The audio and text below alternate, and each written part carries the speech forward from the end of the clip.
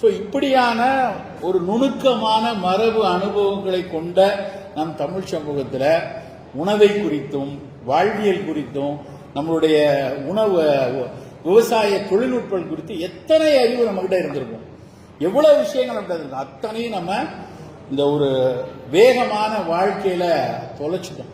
இந்த வேகமான வாழ்க்கை இப்போ வந்து படுவேகமா போய் கொண்டிருக்கிறது. தொழில்நுட்பத்தினுடைய உச்சம் இருக்கு. செல்வமுரளிகிட்ட ஒரு 5 நிமிஷம் முன்னாடி பேசிட்டு இருந்தேன். அவர் வந்து நான் எலான் மஸ்கோடைய சேட்டலைட்டை வாங்கி அது வழியா இங்க இருந்து பார்த்தா சார் 180 ஜிபியில டேட்டா இருக்கு அப்படிங்காரு.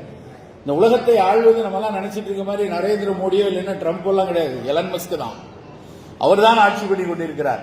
அத்தனை விஷயம் வந்து அவ்வளவு மிகப்பெரிய தொழில்நுட்பத்துடைய நாங்கெல்லாம் படிக்கும்போது சொல்லுவோம், இந்த பூதம் 5 பூதங்களினால் ஆனது, மண், கார, நீர், காற்று, இதெல்லாம் தான் நம்மளை கட்டுப்படுத்த படிக்கிறோம். ஆனா அதை விட அதிகமா எது கட்டுப்படுத்துவது தெரியுமா? நம் உலகை கட்டுப்படுத்துவது எது தெரியுமா? ஆப்பிள், அமேசான், நெட்ஃபிளிக்ஸ், கூகுள், இவங்க தான் கட்டுப்படுத்துறாங்க. இந்த நாள் இல்லாம நீங்க எல்லாம் இங்க உட்கார முடியுமா? என் டிரைவர் வந்து சேலத்துல இருந்து என்னை கூட்டு வந்தாரு. அப்படியே பொம்மச்சத்திரம் கிட்ட வரும்போது டக்குன்னு வந்து, சார் நாலந்தா ஸ்கூல் எங்க இருக்குன்னு நான் இப்போ ஒரு நிமிஷம் இருங்க அப்படின்னு ஜி மேப்ல போட்டுக்கிட்டாரு.